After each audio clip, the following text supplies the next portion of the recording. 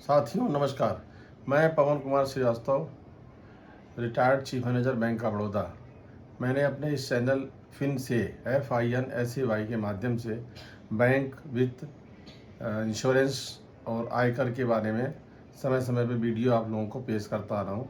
वर्तमान समय में मैं आपके सामने एक नया टॉपिक जो है आजकल वित्तीय समावेशन यानी फाइनेंशियल इंक्लूजन के तहत उत्तर प्रदेश सरकार में BC सखी लोगों का नियुक्ति की जा रही है।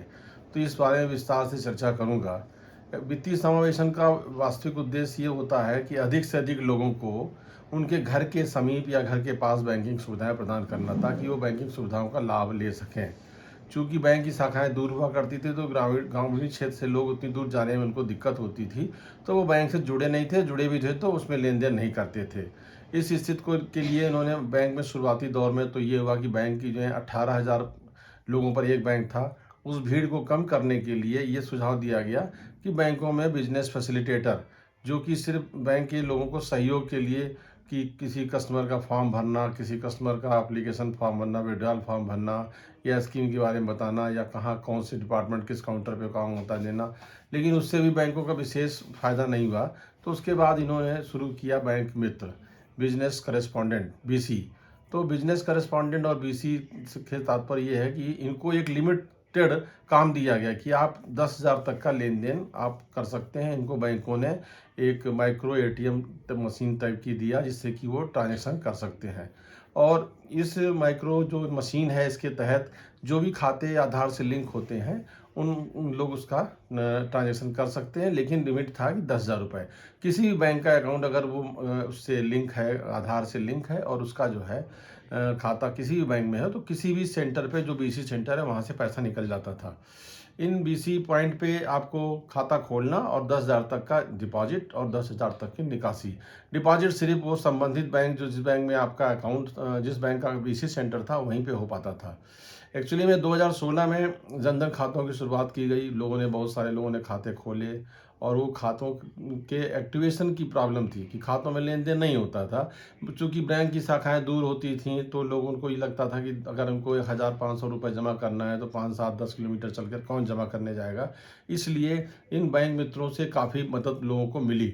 लेकिन देखा गया कि ज़्यादातर बैंक भी जो है वो आसपास के क्षेत्रों में, बैंक के आसपास उन्होंने दुकानें खोल लीं, तो उससे जो बैंक का मेन मोटो था वो सॉल्व नहीं हुआ। लेकिन निश्चित रूप से इस बैंक BC की वजह से बैंकों को, जिन्हें बैंक मित्र भी कहते हैं, BC बिजनेस करेस्पॉन्डेंट, उनकी वजह से बैंकों के जो लोग ट्रांजेक्शन होते हैं छोटे अमाउंट के 10,000 तक के, उनकी भीड़ कम होने लगी। और उसके लिए लोगों को खाते का लिंक करना शुरू कर दिया, क्योंकि जिसके खाते लिंक होते हैं, एकल नाम से खाते होते हैं, सिंगल नाम से, वही अंगूठा लगा करके अपना पैसा निकाल सकते थे और अंगूठा लगा करके अपना खाता भी खोल सकते थे। इसी इसी कड़ी में उत्तर प्रदेश सरकार ने BC सखी, यानी कि जो BC मित्र थे वो ज़्यादातर पुरुष होते थे, तो उन्होंने स्पेशली जो है BC सखी की नियुक्तियां शुरू की।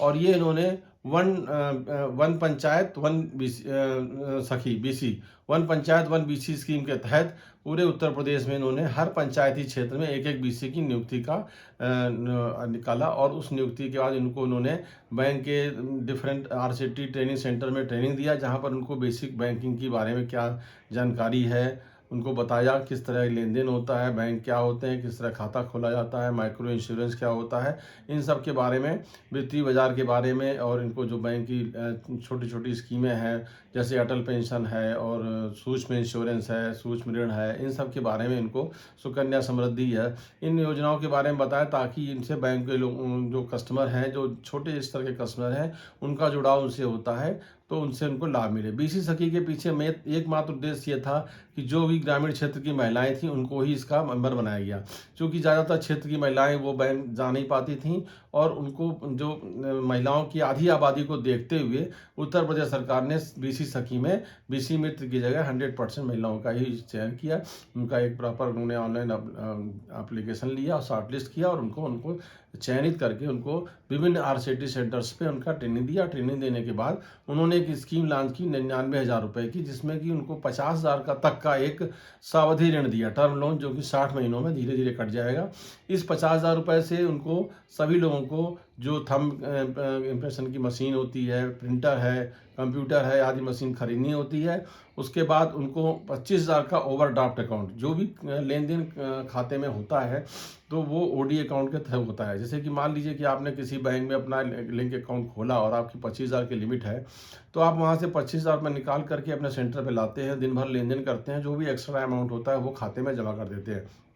यानी कि सारे ट्रांजैक्शन आपके उसी ओडी अकाउंट से लिंक होते हैं। जैसे किसी व्यक्ति ने 10,000 रुपये निकाला अंगूठा लगा के, आपने उसको 10,000 रुपये दिया, जैसे ही अंगूठा लगाते हैं उसका खाता डेबिट होता है और जो बीसी सखी का लिंक अकाउंट ओडी अकाउंट है वो क्रेडिट हो जाता है।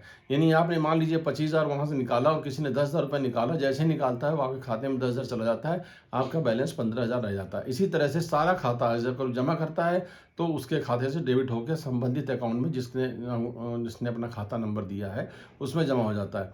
इसके बाद इन्होंने हर 24,000 रुपये, यानी कि उनको प्रति 6 महीने के हिसाब से 4,000 रुपये महीने, 6 महीने तक 4,000 रुपये प्रतिमाह के हिसाब से उनको इंसेंटिव समझ लीजिए, या नया बिजनेस करने के लिए एक प्रकार का उनको सहयोग राशि दिया, ताकि मानदेय समझिए उसको दिया, ताकि वो अपने सेंटर को 6 महीने तक चला ले। और 6 महीने तक कमीशन की इनकम अगर ज़्यादा नहीं भी होती है तो 4,000 प्रतिमाह उनको 6 महीने तक मिलेगा। और निश्चित रूप से अगर 6 महीने तक कोई सेंटर चल गया तो उसके निश्चित रूप से वो आगे उसको जो भी ट्रांजेक्शन करता है, जो भी लेन देन करता है, उसमें कमीशन मिलता है। इस कमीशन का रेट लगभग जो मेन इनकी एजेंसी होती है इनको 0.40 मिलता है और उसका आधा 0.20 कमीशन मिलता है जो भी इस सेंटर को चलाता है। और जो खाता खोलते हैं उसमें भी इसी तरह से हर प्रति खाता खोलने की दर से उनको 20 रुपये 25 रुपये जैसा भी मिलता है। आगे चल करके संभावना हो सकती है कि इनको और भी बैंक से रिकवरी का काम या और गवर्नमेंट स्कीम के काम या आधार लिंक करने का काम दिया जाता है, लेकिन वर्तमान समय में सिर्फ इनसे 10,000 तक के ट्रांजेक्शन से मतलब किसी भी बैंक का जो खाता आधार से लिंक है, सिंगल अकाउंट, उस खाते से 10,000 रुपये तक ये निकाल सकते हैं। और 10,000 रुपये तक जिस बैंक का सेंटर है, मान लीजिए बैंक ऑफ बड़ौदा का वो ग्राहक सेवा केंद्र है, तो उस बैंक का, यानी बैंक ऑफ बड़ौदा का कोई भी डिपॉजिट हो पूरे हिंदुस्तान का, 10,000 तक जमा कर सकते हैं। इनको सारे खातों में मिलेगा। एक अकाउंट में मैक्सिमम लिमिट 10,000 है, वो चाहे 3 बार निकाले, 5,000 करके 2 बार या 3 बार या 4 बार, लेकिन वो 10,000 से एक दिन में ज़्यादा नहीं निकाल सकता है। और इनको हर ट्रांजेक्शन पे जो बैंक को कमीशन मिलता है, और ये सारा कमीशन ऑनलाइन होगा उनके खाते में, जो भी उनका लिंक अकाउंट है उस खाते में सीधे जो उनका सेविंग अकाउंट है उसमें चला जाएगा। और इसके बाद जो उनको लोन मिला है 50,000 का, वो 60 महीने में 4% ब्याज की दर से उनको अदा करना है। अगर कोई जल्दी भी जमा कर देता है तो सारी मशीनरी उनकी हो जाएगी, नहीं तो 4% का उनको सालाना ब्याज लगेगा। 4% सालाना का मतलब हो गया 50,000 पे 2,000 रुपये, जो कि नॉमिनल है, बहुत ही नॉमिनल है। तो ये स्कीम गवर्नमेंट की थी कि अधिक से अधिक महिलाएं बैंक से जुड़ें, और जो महिलाएं जो अपने पैसे को घरों में, अपने तकिए में या झोपड़पट्टी में कहीं भी छिपा के पैसे रखती हैं और बाद में भूल जाती हैं, उनको पता नहीं चलता कि पैसा कहाँ रखा है। एक जगह रहेगा तो कुछ ना कुछ तो बैंक में 0.25% का इंटरेस्ट मिल रहा है, तो उसको इंटरेस्ट भी मिलेगा। जो पैसा लेजर मनी उनके पास रखा हुआ है उस पर ब्याज मिलेगा और वो पैसा देश के काम आएगा। इसके तहत ये उत्तर प्रदेश सरकार ने बीसी सखी की नियुक्तियां की हैं और इसमें बहुत तेज़ी से काम चल रहा है। काफ़ी लोगों को ट्रेनिंग दी जा चुकी है, कई सेंटर्स खुल चुके हैं, और आशा ही नहीं, पूर्ण विश्वास है जो भी स्टेट गवर्नमेंट की सरकार है उन्होंने ये महिलाओं के लिए किया है और भविष्य में आने वाले समय में आर्थिक रूप से महिलाओं को संबल बनाएगी। और ये उद्देश्य तो सरकार का है, लेकिन इसमें आपको महिलाओं को बीसी सखी जो भी नियुक्त होते हैं उन्हें खाते अधिक से अधिक खोले, लेकिन उससे ज़्यादा ध्यान ट्रांजैक्शन पे रखना चाहिए। एक बार खाता खोल देंगे तो एक बार कमीशन मिलेगा, लेकिन उसी खाते में अगर 10 बार ट्रांजैक्शन करते हैं तो आपको 10 बार कमीशन मिलेगा। आपको ध्यान देना है कि कब किसान सम्मान निधि का पैसा आया, कब स्कॉलरशिप का पैसा आया, कब विधवा पेंशन आई।